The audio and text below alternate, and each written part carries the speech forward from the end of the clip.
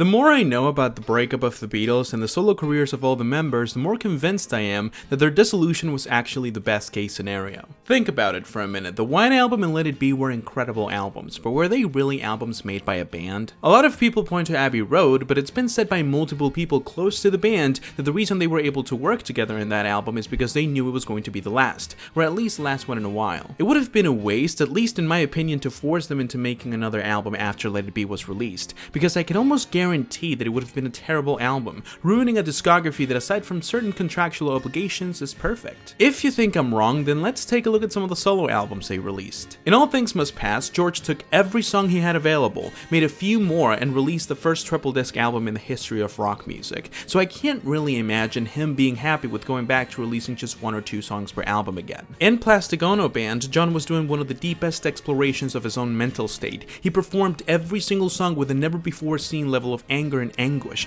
but also peace and nostalgia, so I can't really imagine him trying to put on his Beatle persona again, ignoring all of the demons he wanted to put out. Paul is the only one that would probably be fully on board. I mean, he felt so incomplete without the rest of the band that he literally released an album where half of the songs don't have vocals, as if he was waiting for John to sing over them. It's kinda sad actually.